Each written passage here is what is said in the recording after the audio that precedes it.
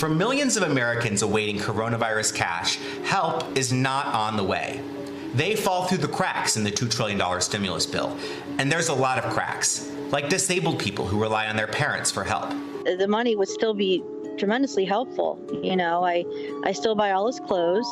I still, buy him toys and things to help him, with his daily living. Jennifer Irwin's son Simon is 21. He's nonverbal. Most adults who don't have income are eligible for a $1,200 stimulus check, but not Simon. Jennifer claims him on her taxes. That disqualifies him from getting a check. It's discouraging. We struggle enough as it is. Parents get an extra $500 for their dependent children under 17. But Simon's an adult, so Jennifer won't get extra money either. I know so many parents, who feel the same way, that there's just no resources. And this is just, another nail in the coffin.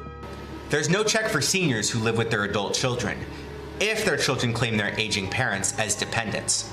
There's no check for immigrants who pay taxes but don't have a social security number. No check for college kids or even 17-year-olds, if their parents claim them on their taxes.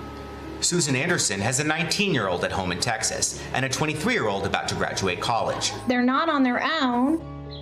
And so you feed them and you still provide for them, so you're not getting anything for that, and they're not getting anything. And I know there's a huge gap. There's a reason it's like this. Congress was under the gun to get money out the door to struggling Americans now. And lawmakers wanted to make sure the money went to the people who really need it, to Americans whose livelihoods were directly affected by coronavirus. There wasn't going to be a perfect system, and Congress had to act fast. I'm not sure how many ways to say it, Madam President, but the clock has run out. The buzzer is sounding. The hour for bargaining, as though this were business as usual, has expired. So some people will get left out, like baby Aaron, born in February of this year. Too late to be claimed by his parents on their 2019 tax return. That's what the IRS is using to determine who's eligible. We have him, he has a social security number now. And so in some branch of the government, he does exist. Right. But I guess as far as tax cuts go and stimulus package, he doesn't exist.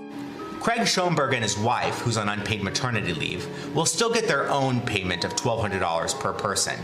For Aaron, they'll have to wait until next year to get the $500 when they file their 2020 tax return. In the meantime, you're not going to find diapers or baby wipes.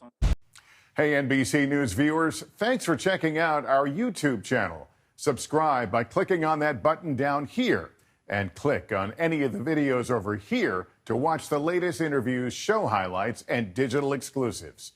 Thanks for watching.